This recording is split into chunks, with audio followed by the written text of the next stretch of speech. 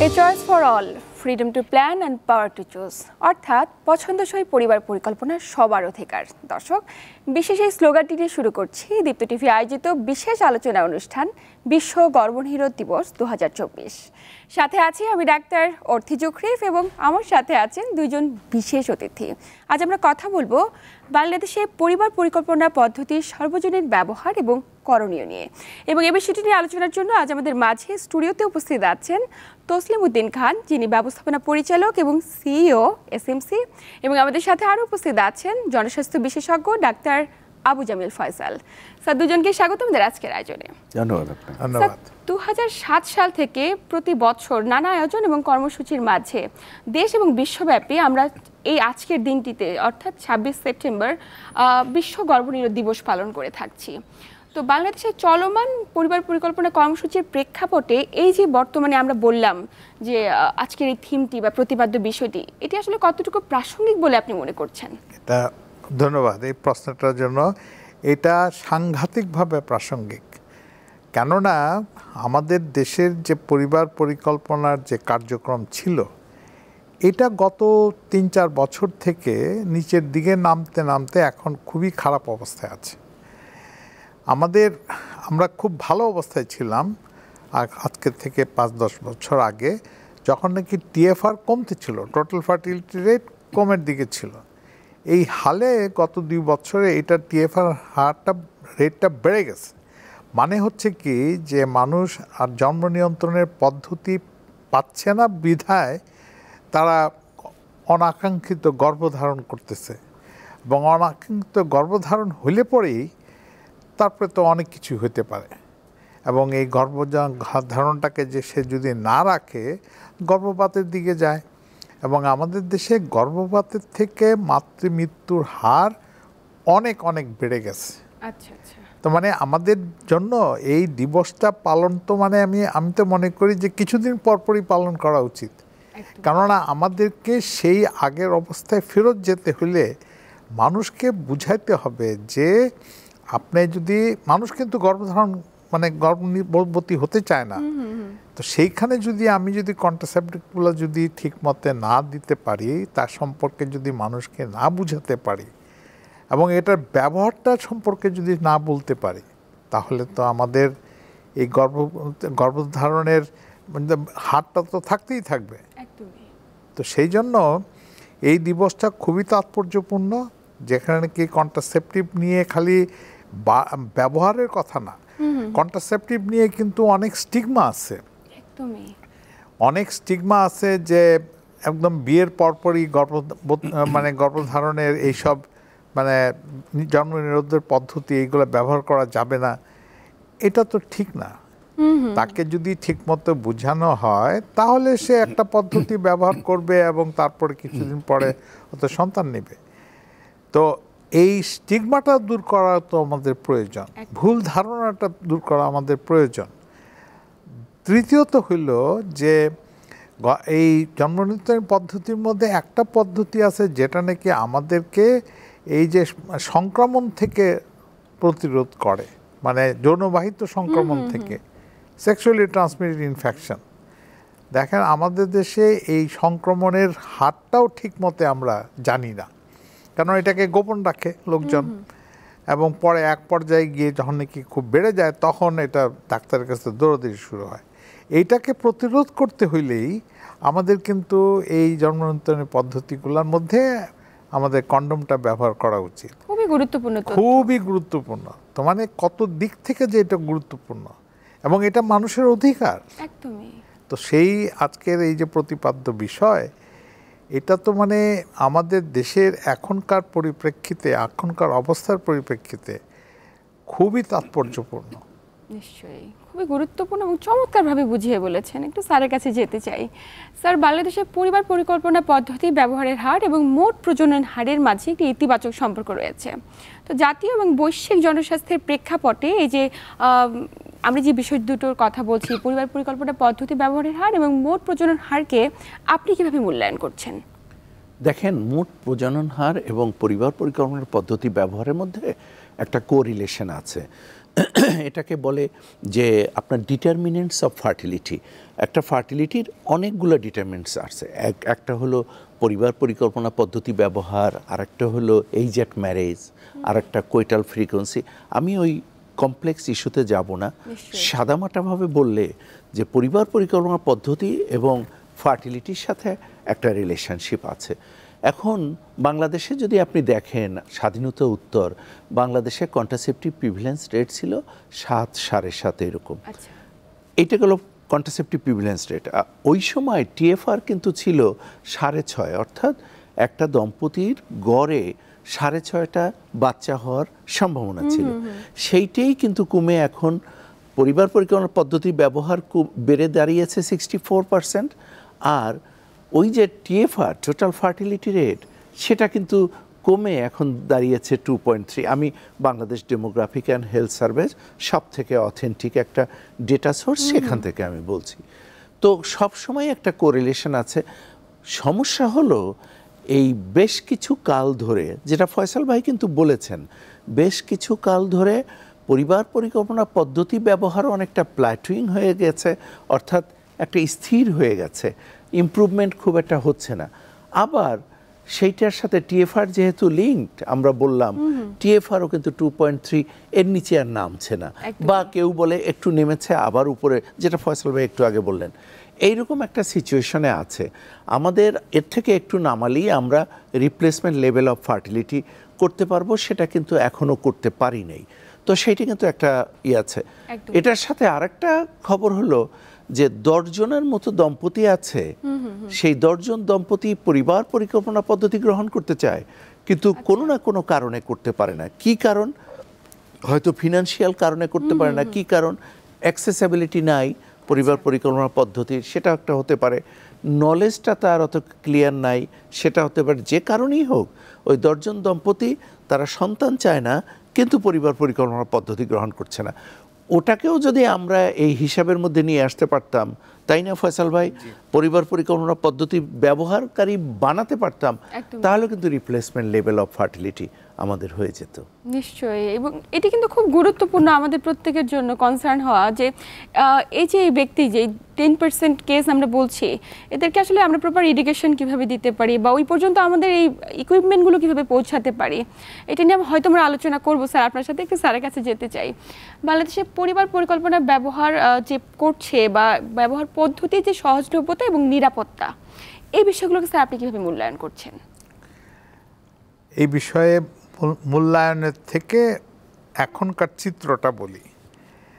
পরিবার পরিকল্পনা পদ্ধতিগুলা আমাদের দেশে মানে আজ থেকে প্রায় 5-6 বছর আগেও কোনো সময়ই স্টক আউট হতো না, মানে সবসময়ই পাওয়া যেত। এবং সবসময় পাওয়া যাওয়াটাই কিন্তু একটা কন্ট্রাসেপটিভ সিকিউরিটির কথা বলে, যে নিশ্চয়তা দিচ্ছে, সরকার নিশ্চয়তা দিচ্ছে যে আমার সব জায়গাতেই কন্ট্রাসেপটিভ এই জন্ম নিয়ন্ত্রণের পদ্ধতিগুলা পাওয়া যাবে, পাওয়া যাচ্ছে। এবং এটা একটা সাপ্লাই চেইন, তো এটা কিছু বাইরের থেকে কেনা হয়, কিছু দেশের মধ্যে থেকে প্রকিউর করা হয়, করে এটা সবাইকে বিতরণ করা হয়। তো এইটার যে সাপ্লাই চেইনটা, এটাকে নিশ্চিত করতে আমাদের অনেক কিছু করতে হয়, প্ল্যানিং থেকে শুরু করে অর্থায়ন, তারপরে এটাকে প্রকিউরমেন্ট, তারপরে আবার গুদামজাত করে তারপরে আবার বিতরণ করতে হবে বিভিন্ন জায়গায়, মানে দেশের বিভিন্ন জায়গায় এটা পৌঁছাতে হবে। এই গেল 2-3 বছরে এই প্রক্রিয়াটাই নষ্ট হয়ে গেছে। কেন জানি মানে সরকারের এই দিকে তেমন কোনো নজর নাই, যার জন্যই ওই যে স্টক আউট আগে বললাম যে মানে এখন কিছুদিন আগে ইনজেক্টেবল পাওয়া যাচ্ছিল না, সে প্রায় 6-7 মাস ইনজেক্টেবল পাওয়া গেল না, তারপরে শুরু হয়েছে এখন কন্ডোমের এবং পিলের স্টক আউট। তার মানে যেগুলো নাকি মানুষ বেশি করে পছন্দ করে ব্যবহার করে, সেগুলোই এখন সিস্টেমে নাই। তার মানে কি সিকিউরিটি একেবারেই ব্যাহত। তো আমাদেরকে এই আমাদের আজকের দিবসের প্রতিপাদ্য তো হলো যে আমার অধিকার, যেহেতু এটা ব্যবহার করা, এটা সম্পর্কে জ্ঞান অর্জন করা, এটা সম্পর্কে কোনো ভুল ধারণা থাকলে এগুলোকে মানে দূর করা, তো সেই অধিকার খর্ব হচ্ছে। মানে কন্ট্রাসেপটিভ সিকিউরিটি মানে যদি এনশিওর্ড না হয় তাহলে কিন্তু আমাদের অধিকার খর্ব হবে, রাইটটাকে আমরা আপহোল্ড করতে পারছি না। মানে সাধারণ জনগণের রাইট, এটা সেই দূর দূরান্ত হাওড়ে এলাকায়, পাহাড়ি এলাকায় যেখানে মানুষ আছে ওইসব এলাকারও তো মানে মানুষের রাইট এটা। তো আজকের এই প্রতিপাদ্য বিষয় নিয়ে মানে দস্তুর মতন আমাদের একটা আন্দোলন শুরু করা উচিত, যে আবার নূতন বাংলাদেশে আমাদেরকে এটা নিয়েই আমাদের আরও বেশি করে কাজ করতে হবে।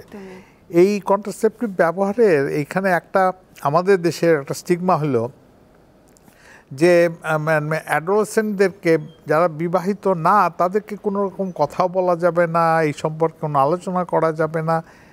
কিন্তু ওদের মধ্যে যে আর্লি ম্যারেজের কথা তসলিম ভাই যেটা বললেন, বিয়ে হয়ে গেল, বিয়ে হয়ে যাওয়ার আগে তার সঙ্গে মানে কন্ট্রাসেপটিভ নিয়ে কোনো রকম কথাবার্তা নাই, জ্ঞান নাই, তারপরে সে প্রেগনেন্ট হয়ে গেল।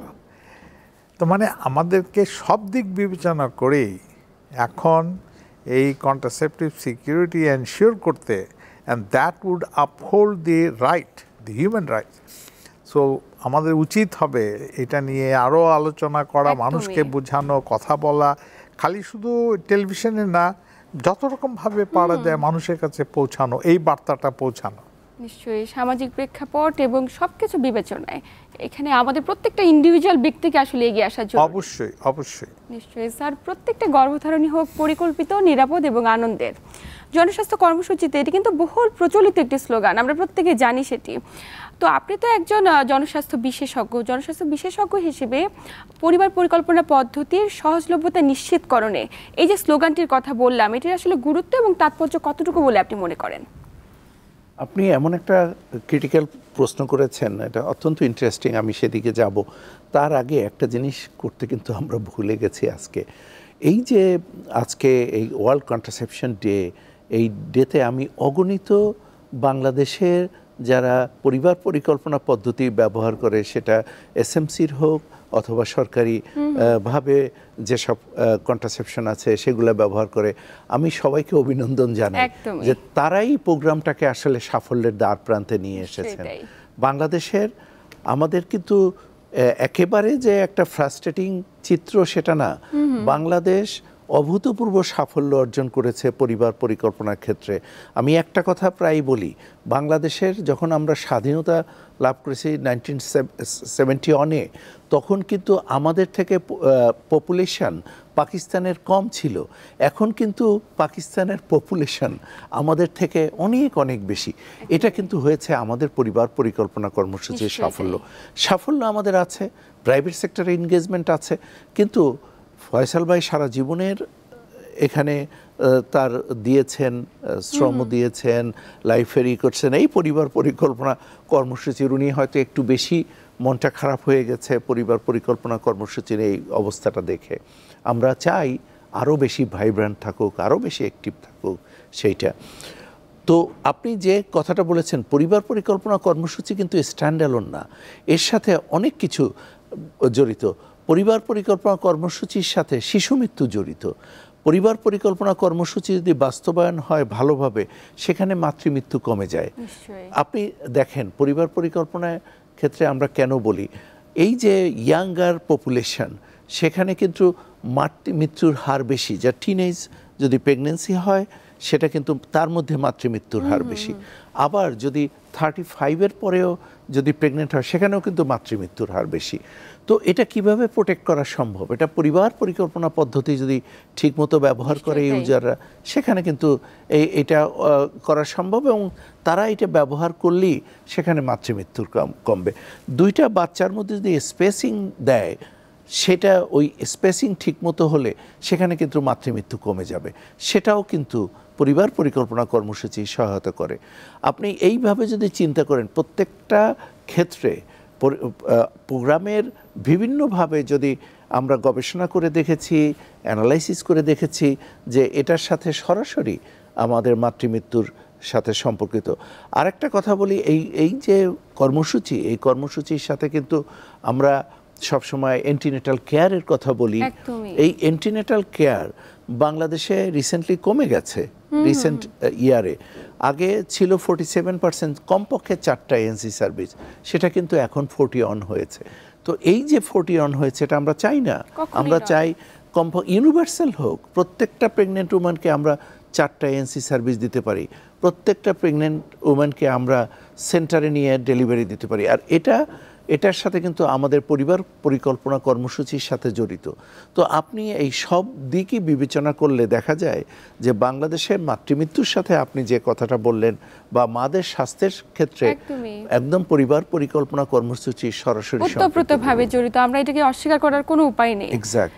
পরিবার পরিকল্পনা পদ্ধতি ব্যবহারের অপূর্ণ চাহিদা এবং সেই সাথে বিশ্ব গর্ভনিরোধ দিবস আমরা যে আজ উদযাপন করছি, এটার আসলে প্রাসঙ্গিকতা কিংবা তাৎপর্য কতটুকু বলে আপনি মনে করেন? মানে আজকের এই দিবসটার পিছনে কিন্তু এইটার একটা বড় যে আনমেট নিড, মানে অপূরণীয় চাহিদা। কিছুক্ষণ আগে তসলিম ভাই যেটা বলছিলেন যে 10%, অনেকখানে এটা 10%-এরও বেশি। এইটা কিন্তু মানে বিভিন্ন কারণে এই অপূরণীয় চাহিদা, ইভেন কি অনেকেই মানে চাচ্ছে যে একটু দীর্ঘমেয়াদী পদ্ধতি ব্যবহার করার জন্য এই দূর অঞ্চলে মানে হাওড়ের মধ্যে, কিন্তু তার কাছে শুধুমাত্র একমাত্র পিলই খালি পৌঁছাচ্ছে। তো তার অপূরণীয় চাহিদা ওইখানে। এরকম অপূরণীয় চাহিদা অনেক রকমভাবে এটা হয়। এই 10% এটা কিন্তু কমানো যাচ্ছে না, 12% হয়ে গেছিল, যাই হোক, তারপরে 10%-এর কথা বলে। এইটা কমানো যাচ্ছে না, কারণটা হলো যে আমরা এই পদ্ধতিগুলো সম্পর্কে মানুষকে ঠিক মতে বুঝাইতে পারতেছি না। আমরা ধরে নিছি যে সব মানুষই জানে, কিন্তু সব মানুষই হয়তো নাম জানে, কিন্তু কিভাবে ব্যবহার করতে হয়, কখন ব্যবহার করতে হয়, সন্তান জন্মের কতদিন পরেই এটা শুরু করা উচিত, এগুলো অনেকেই অনেক ভালোভাবে তাদের জ্ঞান নাই। এবং সেখান থেকে এই অপূরণীয় মানে যে চাহিদাটা সেটা সৃষ্টি হচ্ছে। আমরা আমাদেরকে পার্টিকুলারলি ওই যে টিনেজ প্রেগনেন্সির কথা তসলিম ভাই যেটা বলতেছিলেন, এই ইয়াং এজে বিয়ে হয়ে যাওয়া এবং তাদের মধ্যে প্রেগনেন্সি হয়ে যাওয়া, এটা কিন্তু সে কখনোই চায় না। এটা কখনোই সে চায় না যে সে প্রেগনেন্ট হোক, কিন্তু আনইনটেন্ডেড প্রেগন্যান্সি, আনপ্ল্যান্ড প্রেগন্যান্সি। আমাদের সমাজের কিন্তু একটা অপারগতা রয়ে যায় স্যার, আমরা কখনোই নিউলি ম্যারিড কাপলকে প্রপারলি কাউন্সেলিং করি না। কোনো সময় কাউন্সেলিং, এবং এক্ষেত্রে আমাদের হীনমন্যতা কাজ করে, কিছুটা লোক লজ্জা কাজ করে, আমরা কখনো এগুলোকে প্রকাশ্যে আনতে চাই না। একদম একদম। এইখানে ওই যে মানে একটা মেয়ের তার সন্তান হওয়াটাই হলো, সে প্রমাণ করতে চেষ্টা করে যে সে গর্ভধারণ করতে পারে। গর্ভধারণ করে সে প্রমাণ করে যে সে ঠিক মতে আছে, তার সন্তানাদি হবে, সুস্থ নাগরিক, এটা প্রমাণ করার অন্যতম মাধ্যম। তো সেইখানে সেই গর্ভধারণ করতে গিয়ে তার অ্যান্টিনেটাল কেয়ার ঠিক মতে হয় না, তারপরে গিয়ে দেখা যায় যে কত রকমের সমস্যা হয়, মাতৃমৃত্যু হয়। এবং আমাদের আনইনটেন্ডেড প্রেগন্যান্সির সঙ্গে কিন্তু মাতৃমৃত্যুর তো সম্পর্ক আছেই, সেটা যে কতটুকু ভয়ঙ্কর অবস্থা হয়েছে।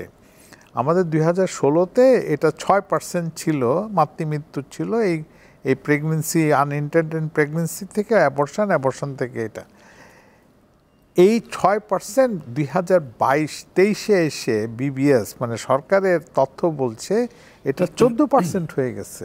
আচ্ছা, মানে ডাবলেরও বেশি। তার মানে কি কতটুক ভয়ঙ্কর আমাদের মাদের প্রতি, আমাদের মাদের প্রতি কোনো রকম, আমাদের মেয়েদের প্রতি কোনো রকম আমাদের মানে দৃষ্টি নাই। আমরা এতই ব্যস্ত অন্য কিছুতে, কিন্তু এইটার প্রতি আর কোনো দৃষ্টি দিচ্ছি না।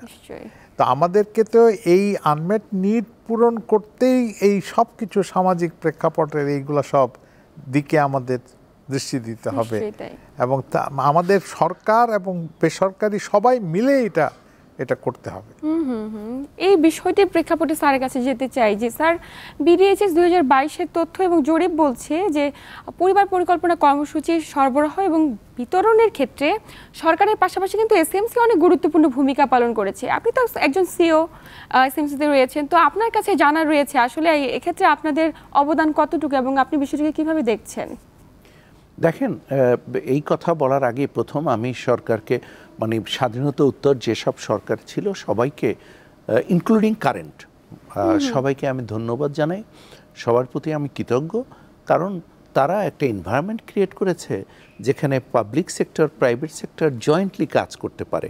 আমরা যদি এই সমর্থন না পেতাম, সহায়তা না পেতাম, তাহলে কিন্তু এই কাজটা করতে পারতাম না। এটা হলো প্রথম, আমাকে এই অ্যাকনলেজটুকু করতে হবে।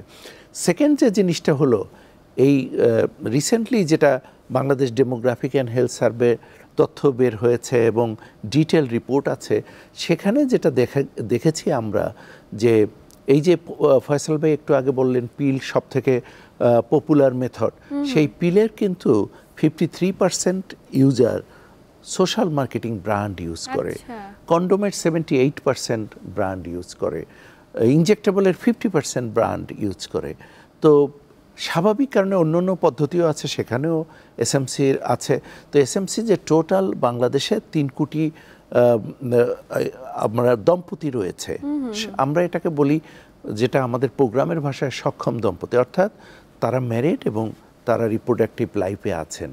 তো এই যে 3 কোটি দম্পতি আছেন, এদের মধ্যে 78 লক্ষ দম্পতি পরিবার পরিকল্পনা পদ্ধতি, এসএমসি ব্র্যান্ডেড পরিবার পরিকল্পনা পদ্ধতি ব্যবহার করে, এবং সেটা প্রায় 53%-এর মতো। অর্থাৎ 100 জন দম্পতি যদি ব্যবহার করে, তার মধ্যে অর্ধেকেরই বেশি সোশ্যাল মার্কেটিংয়ের পদ্ধতি ব্যবহার করে, সোশ্যাল মার্কেটিং ব্র্যান্ডগুলো ব্যবহার করে, খুবই পরিচিত ব্র্যান্ড। সবাই আমাদের দেশের জন্য স্যার একটি বড় গর্ব, আমরা নিঃসন্দেহে বলতে পারি। দেখেন, সবথেকে একটা সুবিধাটা হলো, আপনি সরকারি পর্যায়ে পাবলিক সেক্টরের যদি এই কন্ট্রাসেপশন ইউজ করতে হতো, তাহলে কন্ট্রাসেপটিভ কিনতে হতো, তাদের জন্য আরও ম্যান পাওয়ার দরকার হতো, আরও রিসোর্স অনেক বেশি দরকার হতো। এই রিসোর্সটা কিন্তু যারা পে করতে পারে তাদের দিয়ে আমরা পে করাচ্ছি, অর্থাৎ তারা সক্ষম, ফিনান্সিয়ালি সক্ষম, তারা তাদের পদ্ধতি।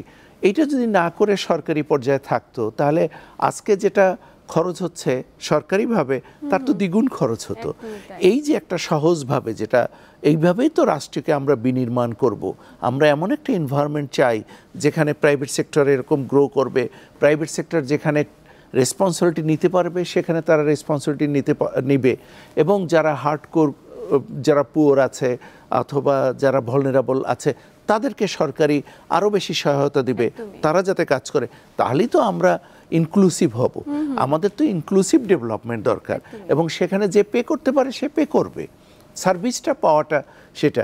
তাহলে আবার কি হবে দেখেন, যখনই একটা কাস্টমার সে পে করে এবং সে এই সার্ভিসটা কিনে নেয়, সেটা পিল হোক, সেটা কন্ডোম হোক অথবা ইনজেক্টেবল হোক, সেখানে কিন্তু তারা চায় কোয়ালিটি অফ সার্ভিস ভালো হোক, ইনফর্মড হোক, কেন সে তো পে করতেছে এর জন্য। তো আমরা তো এটা চাবো যে এরকম অবস্থা হোক, এবং এটা আমরা সরকারি প্রচেষ্টা, বেসরকারি প্রচেষ্টা সবাই মিলে করছি, এবং এসএমসির আজকে এই অবস্থান। এবং ফয়সাল ভাই যেটা একটু আগে কথা বললেন যে ভেরি ইম্পর্টেন্ট, উনি বলেছেন সরকারি পর্যায়ে হয়তো কন্ট্রাসেপশনের অভাব ছিল, সেখানে কিন্তু উই রেইজড আওয়ার হ্যান্ড, যে আমরা we have given our hand. সেখানে প্রায় আমাদের ইনজেক্টেবল যখন সরকারি পর্যায়ে স্টক আউট হয়ে গেছিলো আনফর্চুনেটলি বিভিন্ন কারণে, সেখানে কিন্তু আমাদের সেল, আমাদের ইনজেক্টেবল ব্যবহার দ্বিগুণ বেড়ে গিয়েছিল। অর্থাৎ ওই যে দম্পতি, তারা এসে আমাদের এই প্রাইভেট সেক্টরে সহায়তা নিয়েছে। এটা একটা পার্টনারশিপ, এটা পরিবর্তন ঘটিয়েছেন আমাদের পুরো সোসাইটিতে। আমি এটাকে বলি ওইভাবে, আমি বলি পার্টনারশিপ। এই পার্টনারশিপগুলোই আমাদের থাকা উচিত, এবং ভবিষ্যতে এই পার্টনারশিপটাকে আরও স্ট্রেনথেন কীভাবে করা যায়। যেমন আমাদের একটা কোঅর্ডিনেশন মিটিং আগে হতো ফয়সাল ভাই, এখন আর হচ্ছে না, এই লজিস্টিক কোঅর্ডিনেশন মিটিং। আমি যদি আগে জানতাম যে সরকারিভাবে একটু সমস্যা হয়েছে, অথবা আমাদের কোনো সময় যদি সমস্যা হয় স্টকের, কেন আমরা তো একটা বড় অংশীদার, তাহলে কিন্তু আবার সরকারি পর্যায়ে প্রেশারটা পড়বে।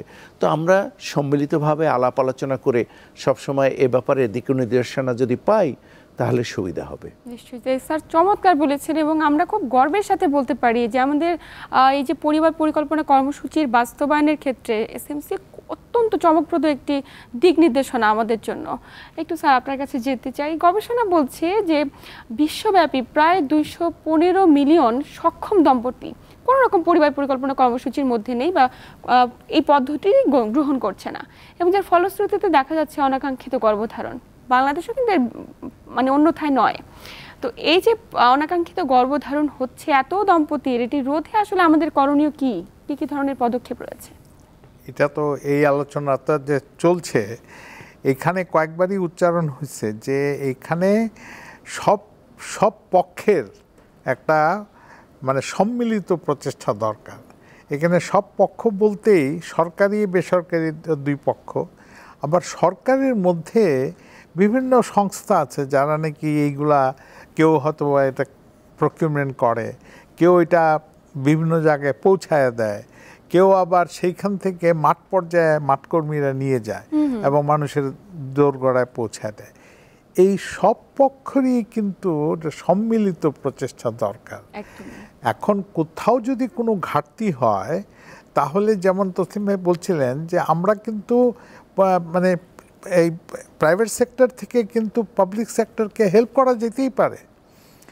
প্রাইভেট সেক্টরের কন্ট্রাসেপটিভগুলো পাবলিক সেক্টরের মধ্যে দিয়ে ডিস্ট্রিবিউট করাই যেতে পারে, কিন্তু এটার জন্য দরকার পরিকল্পনা, একটা আগাম পরিকল্পনা, ফোরকাস্টিং দরকার যে আমার কখন কোন জিনিসটার প্রয়োজন পড়বে, মানুষ কোনটা বেশি পছন্দ করতেছে এবং মানুষের কোথায় কোনটাতে সমস্যাও হচ্ছে।